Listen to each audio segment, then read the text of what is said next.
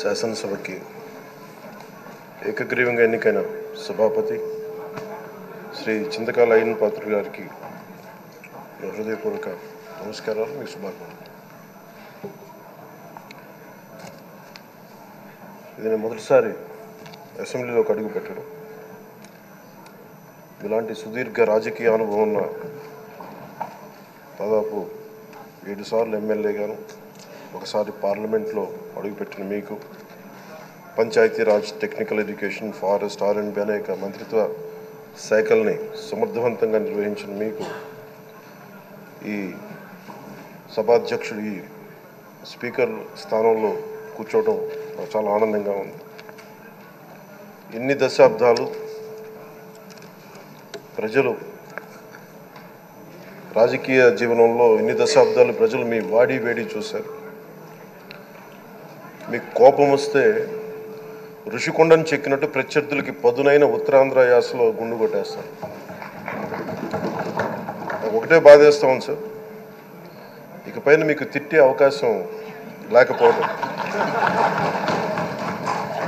కానీ ఇక మీద సభలో ఎవరు తిడుతున్నా దాన్ని ఆఫ్ చేసే బాధ్యత మీ చేతిలోనే ఉంది. మీరే మైక్ ఆఫ్ చేయాలి. అంటే మా చిన్నప్పుడు నేను చూసేవాడు, ఒకసారి అల్లరి చేసే అబ్బాయిని క్లాస్ లీడర్ చేసేవాడు చిన్నప్పుడు మా స్కూల్లో. కానీ ఇన్నాళ్ళు ప్రజలు మీ వాడి వేడి పలుకులు, మీ ఘాటైన వాగ్దాటి చూశారు. ఈ రోజు నుంచి రాష్ట్ర ప్రజలు మీ హుందాతనం చూస్తారు. డిబేట్స్ వెనకాల దాక్కుని సంస్కారహీనమైన భాషల్ని, భావాల్ని రకరకాల మాధ్యాల్లో విరజిమ్ముతూ ఉంటారు. దాని నియంత్రణ మీ ఆధ్వర్యంలో ఇక్కడి నుంచే మొదలవ్వాలి.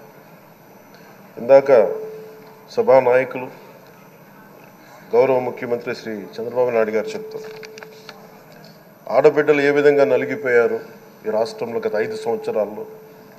చిన్న లేదు, పెద్ద లేదు, ఎవరని లేదు. ఎవరన్నా సరే ఒక మాట మాట్లాడితే వాళ్ళు వ్యక్తిగతంగా దూషణ, సోషల్ మీడియాలో వాళ్ళని క్యారెక్టర్ అసాసినేట్ చేయటం, వాళ్ళు పెద్ద నాయకులు కావచ్చు, కార్యకర్తలు కావచ్చు, లేదా వాళ్ళకి ఎదురు తిరిగి ఒక ఒపీనియన్ చెప్పి ఎవరైనా సగటు మనిషి కూడా కావచ్చు, అది ఇక్కడతో ఈ రోజు నుంచి ఆగిపోవాలి అధ్యక్ష. అది మీ ఆధ్వర్యంలోనే మొదలవ్వాలి. గత ప్రభుత్వం తాలూకు సభ జరిగిన విధానం చూస్తే ఈ వ్యక్తిగత దూషణ ఇవన్నీ చాలా ఇబ్బంది పెట్టే ప్రజలు. ఈ రోజున వాళ్ళకి 11 సీట్లకు పరిమితం అయ్యారు, ఈరోజు లేరు, ధైర్యం లేదు వాళ్ళకి. విజయాన్ని తీసుకోగలిగారు కానీ ఓటమి కూడా ధైర్యంగా కూర్చుకునే వాళ్ళకి స్థాయి లేదు, వాళ్ళకి పారిపోయారు ఇక్కడి నుంచి. భావంలో ఉండే తీవ్రత భాషలో ఉండాల్సిన అవసరం లేదు. భాష మనుషుల్ని కలపడానికి కానీ విడగొట్టడానికి కాదు.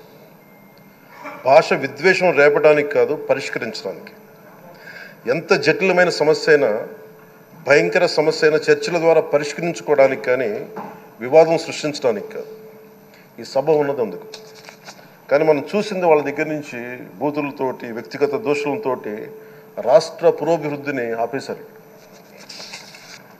అలాంటి సభ కాకుండా ఇందాక మన పెద్దలు శ్రీ గౌరవ ముఖ్యమంత్రి చంద్రబాబు గారు చెప్పినట్టుగా ఇది భవిష్యత్తుకి ఇది ఒక ప్రమాణం అవ్వాలి.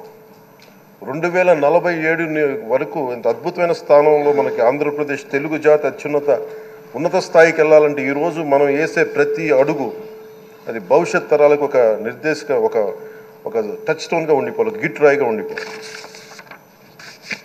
ఈ రోజున ఈ సభలో ఉన్న గౌరవ సభ్యులందరూ చట్టాలు చేయడానికి ఉన్నారు, చట్టాలు ఉల్లంఘించడానికి కాదు. విభేదించడం అంటే ద్వేషించడం కాదు, వాదించడం అంటే కొట్టుకోవడం కాదు. ఇవన్నీ విభేదించడం, వాదించడం ఇవన్నీ ప్రజాస్వామ్యానికి చాలా మౌలికమైన పునాదులు. ఆంధ్రప్రదేశ్ ఆవిర్భావం జరిగి అసలు భాషా ప్రయుక్త రాష్ట్రాల ఆవిర్భావమే మన ఆంధ్ర రాజ్యంతో మొదలైంది. అమరజీవి పొట్టి శ్రీరాములు గారి బలిదానం మీద మన రాష్ట్రం పుట్టింది. 56 రోజులు తిండి తిప్పలు తినకుండా నరకం అనుభవిస్తూ ఆయన బలైపోయారు.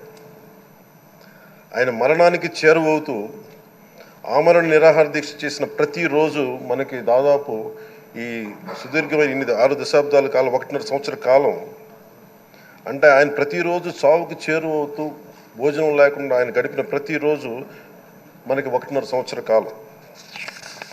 అలాంటి నేపథ్యంలో అలాంటి మహోన్నతుడు శ్రీ పొట్టి శ్రీరాములు గారి త్యాగాన్ని కనుక మనం ఈ సభలో ప్రజా సంక్షేమం కోసం మాత్రమే చర్చలు జరగాలి, వాదోపవాదాలు హద్దులు దాటకుండా ఉండాలి, వ్యక్తిగత దూషణకి తావివ్వకుండా ఉండాలి.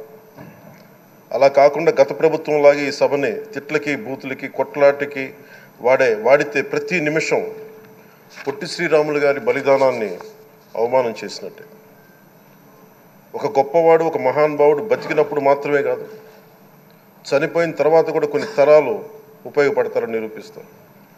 అలాంటి కోవకు చెందిన మహానుభావులు ఆంధ్ర రాష్ట్ర సృష్టికర్త, భాషా ప్రయుక్త రాష్ట్రాలకు శ్రీకారం చుట్టిన ద్రష్ట, అమరజీవి శ్రీ పొట్టి శ్రీరాములు గారి స్మృతిలో ఒక విలువలతో కూడిన ఒక సత్సాంప్రదాయాన్ని తెరలేపుతూ మీ ఆధ్వర్యంలో ఈ సభ జరగాలని, ఈ 5 ఏళ్ల ప్రజాప్రస్థానంలో ఈ విలువైన 5 ఏళ్ళు రాబోయే తరానికి గొప్ప భవిష్యత్తునిచ్చేలా, అన్నం పెట్టే రైతుకి, కౌలు చేసుకునే రైతుకి, రైతు కూలీకి అండగా ఉండేలా, మహిళలకి భద్రతతో పాటు ఉన్నత స్థాయికి ఎదిగేలా, ప్రభుత్వ ఉద్యోగులకి భద్రత కల్పించేలా, పశువు పక్షి ప్రకృతి సర్వజనులందరికీ కూడా మతాలకి ప్రాంతాలకి అతీతంగా సుభిక్షంగా అభివృద్ధి పదంలో ఆంధ్రప్రదేశ్, ఆంధ్ర రాజ్యం అద్భుతమైన ప్రగతి సాధించేలా ఈ చర్చలు సాగాలని కోరుకుంటూ, సభాపతి అయ్యన్న పాత్రుడి గారికి